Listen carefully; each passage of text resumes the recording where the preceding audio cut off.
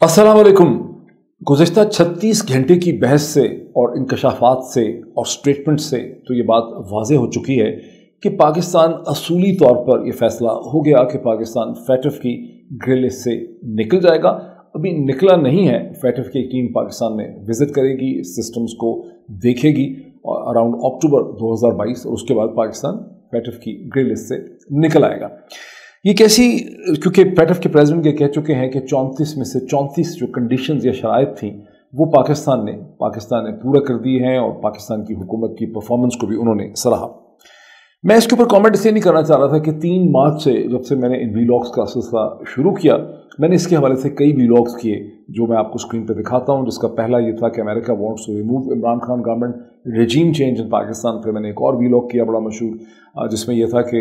What is America's problem with Imran Khan. लेकिन ये सिर्फ 2 वीलॉग्स नहीं है, कम से कम 1 दर्जन वीलॉग ऐसे होंगे जिनमें मैंने कहा कि जो साइन और सिम्टम है इस पूरे कॉन्स्पिरेसी के, वो आपको रिलीफ पैकेजेस की शक्ल में नज़र आएंगे और फैटफ से पाकिस्तान का निकाले जाना जो है वो एक बहुत इंपॉर्टेंट साइन सिम्टम होगा। दूसरा IMF है, वर्ल्ड बैंक है, एशियन डेवलपमेंट बैंक है और आप देखेंगे कि बहुत जल्दी IMF में के रास्ते में जो बहुत सी रुकावटें लगती हैं इस वक्त लोगों को, वो रुकावटें भी ख़त्म हो जाएंगी और हुकूमत वक्त है उसको IMF का प्रोग्राम भी मिल जाएगा। मैंने इसके ऊपर मैंने इसलिए इस पर कोई कमेंट नहीं किया और आपने देखा कि मैंने एक दिन पहले एक जो वीडियो मैं करता हूँ वो मैंने वीडियो भी नहीं की। लेकिन अब से चंद घंटे पहले मैं वीडियो इसलिए कर रहा हूँ कि मैंने सुना कि वज़ीर आज़म शहबाज शरीफ साहब ने फ़ोन करके बिलावल ज़रदारी को मुबारकबाद भी दी। 2 फ़ोन उन्होंने किए, दूसरा उन्होंने आर्मी चीफ को मुबारकबाद दी और दोनों को सराहा। अब ये बात तो समझ आती है कि आर्मी चीफ को तो सराहना और उनको कंट्रीब्यूट बनता है उनका, इसलिए कि पाकिस्तान के अफवाज ने बाकायदा एक सेल कायम किया और ये अगर वो ट्वीट ना भी करते ISPR वाले तो ये हम सब के नॉलेज में था जो बाखबर लोग हैं कि पाकिस्तान की मिलिट्री ने इस हवाले से बहुत ज़्यादा कंट्रीब्यूशन की, उन्होंने बड़ी मेहनत की। उन्होंने पाकिस्तान की डिफरेंट जो मिनिस्ट्रीज़ हैं, जो बैंकिंग सर्कल है, जैसे इसमें फेडरल बोर्ड ऑफ रेवेन्यू है, इसके अंदर स्टेट बैंक ऑफ पाकिस्तान है, जो डिफरेंट मिनिस्ट्रीज़ हैं, उन सब के दरमियान में FIA है, कोर्ट्स हैं, उन सब के दरमियान कोऑर्डिनेशन करने में मिलिट्री ने एक बड़ा कलीदी रोल जो है वो अदा किया। तो उनका तो चले शुक्रिया बनता था। ये और बात है कि मुझे हैरानगी भी है और परेशानी भी है कि ISPR को इस हवाले से ट्वीट करके इसका क्रेडिट नहीं लेना चाहिए था। मैं आपको चंद लम्हों में एक्सप्लेन करता हूँ कि ऐसा मैं क्यों कह रहा हूँ। लेकिन जो चीज़ बुनियादी तौर पर शुरू हुई 36 घंटे पहले वो बड़ी ह्यूमंगस, बहुत एक रोबस्ट किस्म की पॉलिटिकल डिबेट शुरू हुई जब ये बात वाज़ेह हो गई कि पाकिस्तान के चांसेस हैं कि ग्रे लिस्ट से निकल आएगा और तहरीक इंसाफ को ये लगा कि PPP PMLN जो है इसका क्रेडिट लेने की कोशिश करेंगे और उन्होंने इस हवाले से बड़ी क्लियर पोजीशन ले ली, सैकड़ों ट्वीट किए और ये बात भी पब्लिक के सामने वो ले आए कि जिस टाइम पीरियड का एनालिसिस या एग्जामिनेशन या असेसमेंट फैटफ का प्लेनरी बर्लिन में करने लगा है, ये दर हकीकत मार्च 2022 में ख़त्म हो जाता है जब तहरीक इंसाफ की हुकूमत थी। और इस हवाले से former prime minister Imran Khan ने 2-3 ट्वीट भी किए हैं जिसमें उन्होंने वाज़ेह कर दिया कि हम अपना सारा काम मार्च में ख़त्म करने के बाद अप्रैल के शुरू में हमने फैटफ के हवाले से एप्लीकेशन और सबमिशन जो थी डाल दी थी। और इससे पहले भी हमाद अज़हर साहब चंद महीने पहले ये कह चुके थे कि अगला जो सेशन होगा उसमें बहुत चांसेस हैं कि हम जो है फैटफ से निकल आएंगे। और बात है कि इससे पहले भी 2-3 प्लानरी ऐसे हुए 2021 में जिसमें पाकिस्तान को ये उम्मीद थी, बिकॉज पाकिस्तान ने पहले 27 में से 26 कंडीशंस कर दी थी, फिर मज़ीद 5 कंडीशन जो है फैटफ ने ऐड कर दी और फैटफ ने पाकिस्तान को इसमें लटका के रखा। अब जो पॉलिटिकल डिबेट हुई उसमें इमरान खान साहब के अलावा हमाद अज़हर साहब ने इसमें ट्वीट किए, शबर जैदी साहब का ट्वीट जो है वो बहुत इंपॉर्टेंट है और बहुत लोगों ने उसमें जो है ट्वीट किए जिसमें उन्होंने एक्सप्लेन किया। और ये एक ऐसा इंफॉर्मेशन का लैंडस्केप खड़ा कर दिया तहरीक इंसाफ की लीडरशिप ने और उनके सपोर्टर्स ने कि हुकूमत वक्त के लिए ये कहना मुमकिन ही नहीं रहा कि हमने जो है इसमें से निकाला है और हमारी बड़ी कंट्रीब्यूशन थी। लोगों को अच्छी तरह से अंदाजा था कि लोगों ने कहा ये तो एक इंटर्नशिप पे आई हुई फॉरेन मिनिस्ट्री की टीम है, बिलावल ज़रदारी की और हिना रबानी खर की कम से कम ये इसको क्लेम जो है वो नहीं कर सकते। अच्छा, आज के दिन में हिना रबानी खर साहिबा ने स्टेटमेंट्स भी दी, वो टेलीविजन पर भी मसलसल आई, कल भी वो ट्वीट्स करती रहीं और अब उन्होंने ये कह दिया कि हुकूमतें तो आती जाती रहती हैं, असल कंट्रीब्यूशन जो है वो तो रियासत की है। ये एक बहुत ही इंटरेस्टिंग कमेंट है, बिकॉज अगर सवाल यहाँ पर बहुत इंटरेस्टिंग सवाल भी उठ जाता है कि अगर हुकूमतों की कंट्रीब्यूशन नहीं है तो फिर पाकिस्तान के फैटफ की ग्रे लिस्ट में जाने की ज़िम्मेदारी किसकी? आखिर किसी को ज़िम्मेदारी तो इसकी लेनी है ना। अगर हुकूमतें निकालने के लिए ज़िम्मेदार नहीं हैं और इस्टेब्लिशमेंट निकालने के लिए ज़िम्मेदार है, तो फिर ये क्या वजूहात हुई कि पाकिस्तान जो है वो एक से ज़्यादा दफ़ा, मेरे ख्याल 3 दफ़ा पाकिस्तान जो है फैटफ की डिफरेंट लिस्ट में गया, और अगर मैं गलत नहीं हूँ तो एक वन स्टेज 2008 और 2010 के दरम्यान में पाकिस्तान ग्रे लिस्ट से ब्लैक लिस्ट में भी चला गया था जब पीपल्स पार्टी की हुकूमत थी। और ये वो टाइम पीरियड है मेरा ख्याल है जो मुंबई में जो दहशत गर्दी हुई सितंबर 2008 में, उसके फ़ौरन बाद का जो टाइम पीरियड है, सितंबर में हुई थी या नवंबर में हुई थी, मेरा ख्याल नवंबर में जो हुई 26/11 जो है, तो उसके बाद पाकिस्तान जो है वो ब्लैक लिस्ट में भी चला गया। तो फिर ज़िम्मेदार कौन था? किसकी गलतियां थी, किसके ब्लंडर थे, किसकी बेवकूफ़ी थी, किसकी कोताहियाँ थीं, कौन हैंडल नहीं कर सका, कौन ज़िम्मेदार था? ये ज़ाहिर है बहुत बड़ा एक क्वेश्चन है। अब अंग्रेज़ी में कहते हैं कि success has many fathers but failure is an orphan. तो ज़ाहिर है कि इस चीज़ की ज़िम्मेदारी तो कोई भी नहीं लेगा कि किसकी गलती थी, लेकिन ये बहुत इंपॉर्टेंट सवाल है। जब मैंने ये ट्वीट किए इस हवाले से, मैंने कोई तकरीबन मेरे ख्याल 4-5 महीने इस हवाले से ट्वीट किए, और मेरे ट्वीट्स जो हैं वो स्क्रीन पे आपको नज़र आएंगे, जिसमें मैंने ये सवाल उठाया कि भी ज़िम्मेदारी किसकी बनती थी। मैंने हिना रब्बानी घर के ऊपर भी एक कोट ट्वीट किया और लोगों पे भी किया, और मैंने कहा कि मेरा आर्गुमेंट ये था कि पाकिस्तान की फ़ौज तो उधर ही थी 2018 के अंदर, इंटर सर्विसेज इंटेलिजेंस भी थी, लेकिन वो पाकिस्तान को ग्रे लिस्ट में फॉल करने से रोक नहीं सके। ठीक, तो मसूद शरीफ खटक साहब जो हैं, जो हमारे एक बड़े जानने वाले हैं अच्छे, और आप में से अक्सर लोग उनसे वाकिफ़ नहीं है, वो एक ज़माने में IB के इंटेलिजेंस ब्यूरो के डायरेक्टर है मोहतरमा बेनज़ीर भुट्टो की हुकूमत में। उनकी बड़ी कॉन्ट्रीब्यूशन है जब जैकल कॉन्स्पिरेसी जो थी उसे उन्होंने नाकाम बनाया पाकिस्तान में। तो लेकिन वो अब एक ज़माने में तहरीक इंसाफ में थे, फाउंडिंग मेंबर्स में थे या सपोर्टर थे इमरान खान के, और ज़ाहिर है जब लोग छोड़ देते हैं या वो नाखुश होते हैं तो फिर बहुत ही ज़्यादा नाखुश होते हैं। तो जब भी मैं कोई ट्वीट करता हूँ वहाँ पर फिर वो आते हैं और अपने बड़े सड़े सड़े किस्म के कमेंट्स जो हैं लिखते हैं। तो वहाँ पर उन्होंने सवाल उठाया कि पहले तुमने ये क्यों नहीं कहा, तुम खुल के नाम नहीं लेते कि कौन ज़िम्मेदार है। तो उसके जवाब में मैंने इब्न इंशा की जो मशहूर गज़ल है, कल 14वीं की रात थी शब भर रहा चर्चा तेरा, उसके पहले जो 4 अशार हैं, जो शेर हैं, जो वर्सेस हैं, मैं वो आपके सामने दोहराना चाहता हूँ मसूद शरीफ खटक साहब के लिए, आप सब के लिए, जो भी समझना चाहे उसके लिए। और मैं पहले भी कई दफ़ा जब मैं शेर पढ़ता हूँ तो लोग कहते हैं आप शेर पढ़ने नहीं आता है, आप ना पढ़ें। मैं ठीक है, मैं शायरी के पॉइंट ऑफ व्यू से जो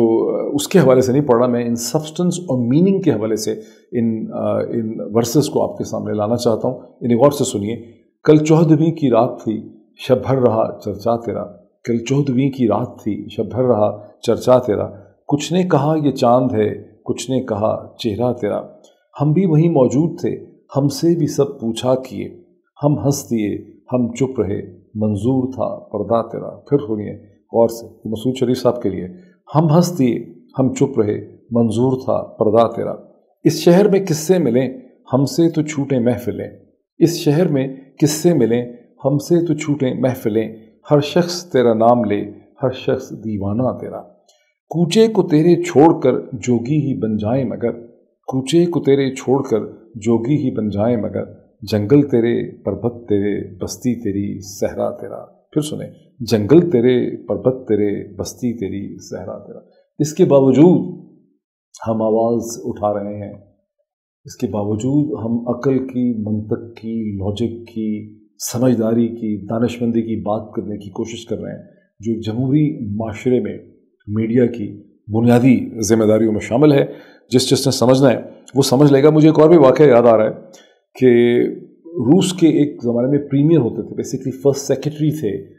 communist party of Soviet union USSR के, नाम उनका था निकिता खुरुशचेव। 20वीं सदी की तारीख की इंतहाई मशहूर शख्सियत हैं निकिता खुरुशचेव। जब स्टॉलिन के बाद वो फर्स्ट सेक्रेटरी बने और इस तरह से रूस की स्याह सफ़ेद ताकत के वो मालिक बन गए, और वो बड़े सख्त मिजाज आदमी थे, तो एक जगह पे वो कम्युनिस्ट पार्टी का जो सेशन हो रहा था बहुत बड़ा, जिसमें ग़ालिबन सैकड़ों लोग थे, उसमें उन्होंने ये कहा कि स्टॉलिन की जो पर्जेस थी और स्टॉलिन की जो पॉलिसीज़ थी उसकी निकिता खुरुशचेव जो थे वो बहुत उसकी तनकीद कर रहे थे। तो पीछे से कहीं बैक बेंचर्स में से आवाज़ आई कि जनाब खुरुशचेव साहब, आप भी तो स्टॉलिन के साथ थे, आप उस वक़्त क्या कर रहे थे? तो ये सुन के निकिता खुरुशचेव जो है वो रुक गए और उन्होंने कहा कि जिसने ये कहा है वो खड़ा हो जाए, अपना नाम ले, बताए कौन है वो। तो खामोशी रही। निकिता खुरुशचेव ने 2-3 दफ़ा कहा तो कोई नहीं उठा। तो निकिता खुरुशचेव की बड़ी मशहूर स्टेटमेंट है, उन्होंने कहा मैं भी यही कर रहा था। अब चले थोड़ा सा आगे चलते हैं। मसूद शरीफ खटक साहब पढ़ते तो नहीं है, ज़्यादा तो ट्वीट ही करते हैं, उन्हें शायद याद नहीं होगा, आप में से बहुत से लोगों को याद नहीं होगा। और मैंने मार्च 2018 में ग्लोबल वेयर स्पेस मैगज़ीन के अंदर, जिसका मैं एडिटर हूँ, मैंने एक बहुत ही डिटेल्ड एनालिसिस लिखा था पाकिस्तान को फैटफ में की ग्रे लिस्ट में डालने का, जिसका उन्वान था हाफिज सईद एल्बाट्रॉस अराउंड पाकिस्तान नेक। ये इतना मकबूल हुआ कि इसे उन्हीं दिनों में, उसी हफ्ते में ऑनलाइन 50,000 लोगों ने पढ़ लिया और इसको हिंदुस्तान में भी बहुत पढ़ा गया। और कई हिंदुस्तानी अखबारात ने इसको मेरा नाम निकाल के, इस उन्वान को चोरी करके, टाइटल करके, उन्होंने इसे वहाँ पर भी पब्लिश कर दिया। मैंने इसमें एक्सप्लेन किया था कि पाकिस्तान को फैटफ की जो ग्रे लिस्ट में डाला गया है, इसमें असल इशू जो है वो मुंबई की दहशतगर्दी है। असल इशू हाफिज सईद और उसकी तरह के बहुत से पाकिस्तानी एसेट्स हैं जो पाकिस्तान ने किसी स्टेज में 90s में क्रिएट किए थे कश्मीर के लिए। और मैंने इसमें यह भी बताया कि क्योंकि हिंदुस्तान ने बनाया तो जोड़ा तो इसको मुंबई की दहशतगर्दी के साथ है, लेकिन कोई ऐसी क्लियर किस्म की इंटरकनेक्टेड, साइंटिफिकली प्रूवन या प्रूवन बियॉन्ड डाउट किस्म की एविडेंस जो है हिंदुस्तान की इस्टेब्लिशमेंट दुनिया के सामने नहीं ला सकी, जिससे कम से कम ये साबित हो कि हाफिज सईद और उसके साथ जो लोग थे उनका 100% जो है मुंबई की दहशतगर्दी के साथ उनका ताल्लुक था। इसका मैं हरगिज़ ये नहीं कह रहा कि पाकिस्तान कसूरवार नहीं रहा होगा मुंबई की दहशतगर्दी का, लेकिन और ये मेरे ज़हन में बहुत बड़ा सवाल है कि मुंबई की दहशतगर्दी जो है उससे पाकिस्तान को तो कोई फ़ायदा नहीं हुआ। ये तो बहुत ही अजीब व गरीब चीज़ थी। अगर खुदा न खास्ता उसका पाकिस्तान से कोई डेफिनेटली ताल्लुक था तो ये इससे बड़ी अहमकाना और स्टूपिड किस्म की चीज़ जो है वो नहीं हो सकती। बहरहाल ये क्लियरली साबित नहीं हो सका, लेकिन और वो मैंने उसमें एक्सप्लेन किया। मैंने इस पीस में, इसको मैं डिस्क्रिप्शन में दे देता हूँ, इसको आप ज़रूर पढ़िएगा। मैंने उसमें बेसिकली उस केबल का पूरा एनालिसिस ऑफर किया। उस केबल का नंबर है 2222018, यानी 2222018, केबल नंबर 2222018 ऑफ अगस्त 2009, जो TC रघुवान जो एडिशनल सेक्रेटरी थे मिनिस्ट्री ऑफ एक्सटर्नल अफेयर्स के हिंदुस्तान के, तो उन्होंने ये कॉन्फिडेंशियल केबल पूरी दुनिया के इम्पोर्टेंट पावर सेंटर्स में भेजा,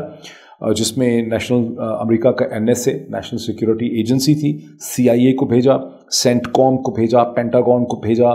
यूनाइटेड स्टेट्स सिक्योरिटी काउंसिल और जनरल सेक्रेटरी को भेजा, अमेरिका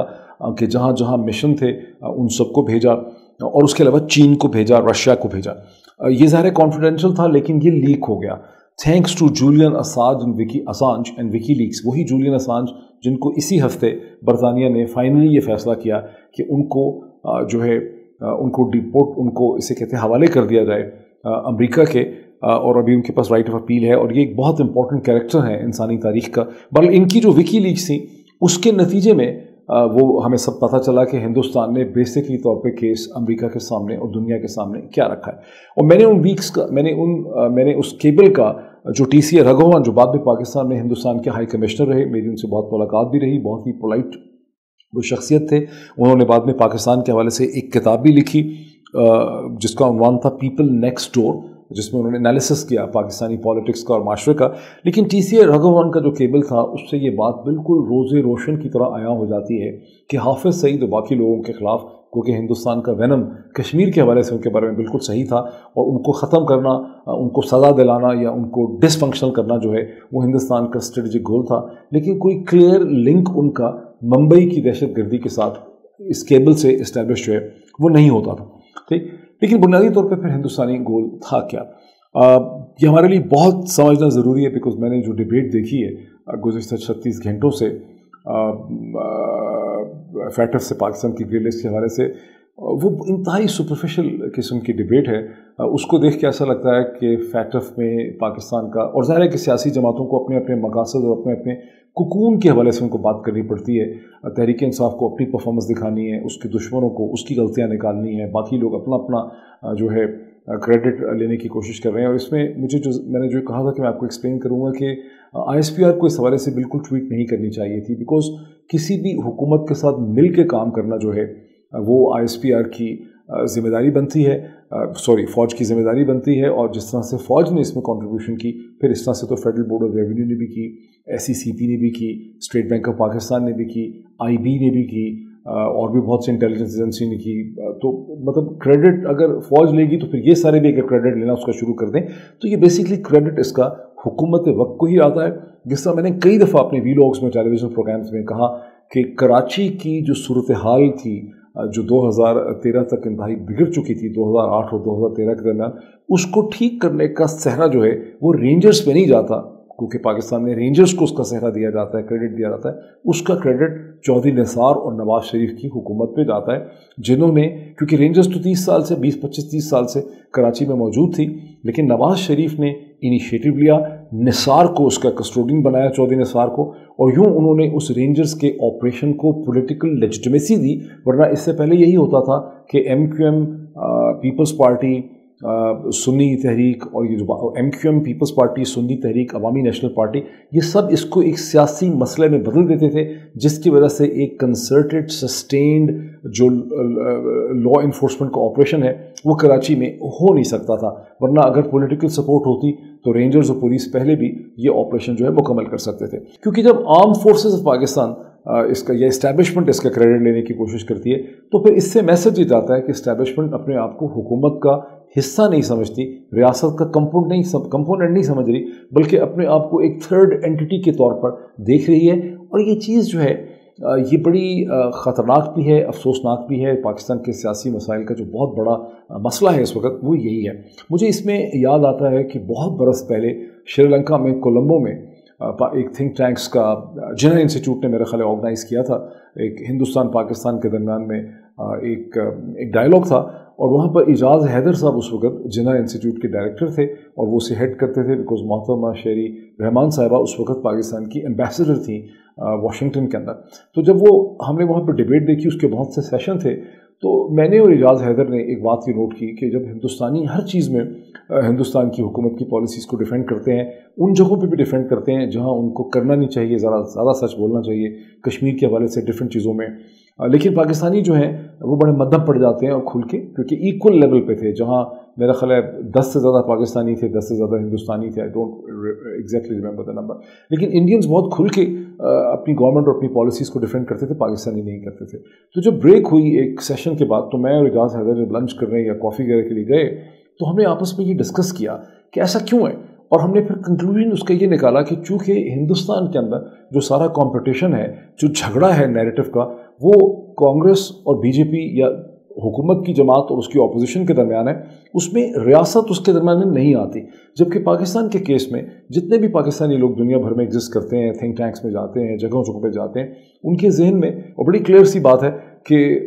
पाकिस्तान की इस्टेब्लिशमेंट की जो बहुत सी पॉलिसीज़ और एक्शंस होते हैं वो भी उनके सामने होते हैं। सो पाकिस्तान की जो पब्लिक ओपिनियन है, वो इंटेलिजेंसिया की, वो स्प्लिट हो जाती है। और हमने देखा है कि ये स्प्लिट जो है गुज़िश्ता चंद हफ्तों में पहले से कहीं ज़्यादा बढ़ चुकी है, जो बहुत अफसोसनाक किस्म की सूरत हाल है। But now let me come back कि इंडिया ने ये था क्या फैटफ की ग्रे लिस्ट में पाकिस्तान को डालना। ये एक इंडो US प्लान था, स्ट्रेटेजिक डिज़ाइन था, जिसमें हिंदुस्तान और अमेरिका ने पाकिस्तान के ख़िलाफ़ एज ऑफ फरवरी 2018 में दोबारा से लॉफेयर इनिशिएट की बड़े भरपूर तरीके से, जिसका बुनियादी मकसद ये था कि पाकिस्तान के अंदर जिस किस्म की सियासी तब्दीली आ रही थी, बिकॉज जुलाई 2017 में नवाज शरीफ साहब की डिस्क्वालिफिकेशन हो चुकी थी, ये बात वाज़ेह थी कि अब उनकी पार्टी इलेक्शन नहीं जीतेगी। इससे पहले पाकिस्तान की पॉलिटिक्स में एक मुख्तलिफ किस्म की पेनिट्रेशन और इन्वेस्टमेंट की जा चुकी थी। अब फैसला ये हुआ, मेरा एनालिसिस है, कि पाकिस्तान में आने वाली सियासी तब्दीली को नाकाम बनाना है, और ये प्रोसेस फरवरी 2018 में शुरू हो गया। इसके रास्ते में इमरान खान ज़रूर टारगेट बने, लेकिन इस पूरी हिकमत अमली, लॉफेयर और ये पूरी जो स्ट्रैटेजी थी, इसका बुनियादी टारगेट जो है वो पाकिस्तान की इस्टेब्लिशमेंट और आर्म फोर्सेस ऑफ पाकिस्तान है। और अभी आप देख रहे हैं कि अभी तो ये प्लान आधा ही हुआ है, इसमें बहुत सी चीज़ें और सामने आनी है, लेकिन अभी आप देख सकते हैं गुज़िश्ता 10 हफ्तों में कि पाकिस्तान की इस्टेब्लिशमेंट जो है वो कितनी तन्हा रह गई है, कितनी अकेली रह गई है, और कैसे उसके साथ जो political support, genuine political support थी, आज पाकिस्तान की इस्टेब्लिशमेंट के पास वो पॉलिटिकल सपोर्ट जो है वो नहीं रही है। और पहले ही पाकिस्तान में सिविल मिलिट्री डिवाइड थी, अब वो सिविल मिलिट्री डिवाइड जो है वो इंटेंसीफाई जो है वो हो गई है। फैटफ का जब ये पूरा प्रोसेस चला, तो आपने देखा कि अमेरिका और हिंदुस्तान के अलावा इसमें बहुत से मुल्क थे मगरब के, जिन्होंने इस ग्रैंड डिज़ाइन को अगेंस्ट पाकिस्तान, इस लॉफेयर को सपोर्ट किया। और पाकिस्तान की सपोर्ट में मेरे ख्याल में सिर्फ 2 ही मुल्क खुल के सामने आए, तुर्की और चीन, जिन्होंने पाकिस्तान की मदद करने की कोशिश की, और इमरान खान की हुकूमत ने एक बड़े डिफ़िकल्ट तरीके से इस प्रोसेस को लेके चली, उसको उन्होंने लीड किया, जिसका सारा क्रेडिट जो है वो इमरान खान हुकूमत पे जाता है। अफसोस बात तो ये थी कि जब उसके लिए एक बहुत मुश्किल किस्म की लेजिस्लेशन पाकिस्तान को करनी पड़ी, तो अपोजिशन की जो जमातें PDM में और हुकूमत में हैं, जो आज इसका क्रेडिट लेने की कोशिश कर रही हैं, उन्होंने उस वक्त अपना उल्लू सीधा करने की कोशिश की जब उन्होंने ये कहा कि हमारी नैब के हवाले से ये तरामीम जो हैं उनको पास किया जाए, और अपना एक 38 पॉइंट एजेंडा जो है वो सामने लेकर आ गए। अब जो चीज़ हम देख रहे हैं इस वक्त पाकिस्तान में, 9 अप्रैल 2022 को जो इमरान खान की हुकूमत को गिराया गया, ये दर हकीकत एक कोर्स करेक्शन, इसको पॉलिटिकल साइंस में कहते हैं कोर्स करेक्शन। और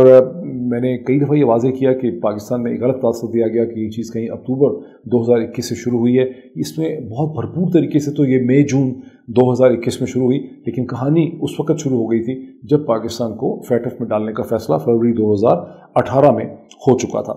अब एक और बड़ी इंटरेस्टिंग चीज़ मैं आपके सामने लाऊं कि जब आप YouTube पे कमेंट्स देखते हैं, इसी हमारे जो वीलॉग्स होते हैं इसके नीचे आप कमेंट्स देखते हैं, या ट्विटर पे आप कमेंट्स देखते हैं, और इनमें से जो अक्सर इंडियन कमेंट्स होते हैं वो एक नॉर्मल स्टैंडर्ड इंडियन शहरियों या सिटीजन्स के नहीं होते, बल्कि मुझे ये शक और गुमान है कि इनमें से अक्सर इंस्टीट्यूशनल लोग होते हैं जो एक सर्टन पॉलिसी के तहत वो कमेंट्स करते हैं। उनमें होते होंगे इक्का दुक्का उसमें, जब भी आप किसी का कमेंट पढ़ते हैं, याद रखिए आपको एकदम वो जो 280 कैरेक्टर्स का कमेंट होता है या 2 लाइनों का कमेंट होता है, वहाँ से उसकी तमाम पॉलिटिकल ओरिएंटेशन और नीड्स जो हैं वो आपके सामने वाज़े हो जाती हैं। तो जहाँ एक ऐसा हिंदुस्तानी शहरी जो आज़ाद है और अपने जहन से कमेंट करता है, वो आपको साफ अलग नज़र आता है, लेकिन जो ज़्यादातर कमेंट है 90% जो मैंने अपने ट्विटर हैंडल पे देखा और मैंने यूट्यूब में देखा, वो इंस्टीट्यूशनल कमेंट्स हैं, वो उनके इंस्टीट्यूशंस या एजेंसीज़ के लोग हैं जो वो कमेंट्स करते हैं। और उन कमेंट्स के अंदर एक बहुत दिलचस्प चीज़ मैंने देखी, इमरान खान के तो हमेशा से वो खिलाफ थे ही पूरे 4 साल से, लेकिन अभी इंटरेस्टिंग चीज़ है कि बावजूद इसके कि पाकिस्तान में इमरान खान को इस्टेब्लिशमेंट ने गिरा दिया है, ये जो कमेंट करने वाले हैं ये अभी भी इमरान खान को अपना असल दुश्मन समझते हैं। उनके कमेंट्स और उनकी जो गन्स हैं बोलने की, उनका हदफ इस्टेब्लिशमेंट की तरफ नहीं है, बल्कि अभी भी इमरान खान की तरफ है। इसलिए कि इंडियन इस्टेब्लिशमेंट बहुत राइटली अंडरस्टैंड करती है कि पाकिस्तान के अंदर जो असल उनका दुश्मन है, उनका जो हदफ है, जो ख़तरा है उनको, जो उनके जो भी एक उनके अहदाफ हैं, उसके रास्ते में इमरान खान जो है वो एक रियल पॉलिटिकल चैलेंज है। इसलिए उनका तमाम तर जोर जो है वो अभी भी इमरान खान के ख़िलाफ़ जो है वो निकलता है। अब एक ऐसी चीज़ कहना चाहता हूँ हिंदुस्तान के हवाले से और हिंदुस्तानियों के हवाले से, जिससे ज़ाहिर है समझा तो शायद नहीं जाएगा, बिकॉज हमारी तो सूरत हाल ये है कि अगर हम एक कमेंट करते हैं, एनालिसिस करते हैं, तो हम उसको अपनी पॉलिटिकल डिवाइड के अक्रॉस भी सेल नहीं कर सकते। इस पर मैं फिर कभी बहुत डिटेल से एक्सप्लेन करूँगा। यानी PMLN के लोग जो हैं वो हमसे एग्री नहीं करेंगे, हम कुछ भी कहें, कितना ही क्यों ना उनको समझाएं, लेकिन they are not going to agree to us. तो we can't sell our argument across the political divide in Pakistan. तो भला across the divide in South Asia, India Pakistan एक आर्गुमेंट को मैं भला कैसे सेल कर सकूँगा। लेकिन अगर किसी को समझ आ सके न्यू दिल्ली के अंदर, तो उनको फैसला ये करना है कि क्या उनको एक अमेरिकन वेस्टर्न कंट्रोल पाकिस्तान चाहिए, सबमिसिव किस्म का, जिस किस्म का पाकिस्तान शेप हो रहा है गुज़िश्ता 10 हफ्ते से, या उनको एक आज़ाद ख्याल जेन्युइनली डेमोक्रेटिक पाकिस्तान चाहिए। मेरा एनालिसिस ये है कि एक जेन्युइनली डेमोक्रेटिक पाकिस्तान जो हिंदुस्तान के साथ मिल के काम कर सके साउथ एशिया के अंदर अमन की खातर, सस्टेनेबल पीस की खातर, वो असल में न्यू दिल्ली की और हिंदुस्तान की रिक्वायरमेंट है। ये और बात है कि इसको वो समझ नहीं सकते और उस पाकिस्तान के ऊपर शादियाने बजा रहे हैं जो अमेरिकन कंट्रोल पाकिस्तान इस वक्त हमारे सामने है। अब वो आखिरी मैं कमेंट कर दूं जो बहुत से लोगों के जहन में है कि IMF का क्या होगा अगर FATF हो गया। लोग सवाल उठाते हैं, मैंने देखा है कई कमेंट्स हैं। IMF की डील मिल जाएगी, शरीफ जरदारी हुकूमत को IMF की डील मिल जाएगी। इसमें 2 किस्म के पॉइंट्स ऑफ व्यू हैं। एक वो पॉइंट ऑफ व्यू है जो आपको शौकत तरीन साहब, मुजम्मिल असलम साहब और बहुत से लोग, मैंने बहुत से जो इकोनॉमिस्ट हैं पाकिस्तान के प्रोमिनेंट, उनसे मैंने इस पर बात भी की, टेक्स्ट मैसेजेस करके भी उनसे पूछा, तो वो एक बैंकर्स भी, तो वो एक प्योर प्रोफेशनल या फाइनेंस का एंगल लेते हैं कि जब तक मिफ्ता इस्माइल और ये हुकूमत जो है वो तमाम चीज़ें पूरी नहीं करेगी, पेट्रोलियम के ऊपर पेट्रोलियम डेवलपमेंट लेवी नहीं लगाएगी, जो 700-800 एडिशनल अरब रुपए ये कह रहे हैं कि हम रेवेन्यू रेस कर लेंगे, जो प्रोविंशियल सरप्लस की बात की गई है वो नहीं कर लेंगे, और बहुत सी इस तरह की चीज़ें हैं, जो एग्जम्पशंस दी हुई हैं उनको विड्रॉ नहीं करेंगे, तो इनको IMF की जो ट्रांशे देना है $1 बिलियन का, वो इनको नहीं मिलेगा। मेरा पॉलिटिकल लेंस ये कहता है कि और कुछ दिनों की बहस मुबाहिसे के बाद अमेरिका की मदद से शरीफ ज़रदारी रजीम को IMF का ट्रांशे मिल जाएगा, और पैसे भी मिल जाएंगे। तो फिर एक सवाल ये खड़ा होता है कि क्या फिर ये हुकूमत अगस्त 2023 तक अपनी मुद्दत कंप्लीट करेगी जिस तरह से इनकी ख्वाहिश है। उस पर मेरा इस्तदलाल ये है कि ये फिर भी मुश्किल होगा। IMF की इस मदद मिलने के बाद और अमेरिका की सारी फाइनेंशियल मदद और सऊदी पैसा मिलने के बाद भी ये आसान इसलिए नहीं होगा कि इस पूरी हुकूमत को लाए जाने का जो पूरा प्लॉट है वो फ्रैक्चर्ड प्लॉट है, उसके अंदर बहुत ज़्यादा डिफेक्ट्स हैं, बहुत सी कमज़ोरियाँ हैं। और चूँकि मुकाबले में तहरीक इंसाफ, इमरान खान और पाकिस्तान की इंटेलिजेंसिया खड़ी है, तो इस हुकूमत के लिए अपनी मुद्दत मुकम्मल करना बहुत ज़्यादा मुश्किल होगा। Thank you.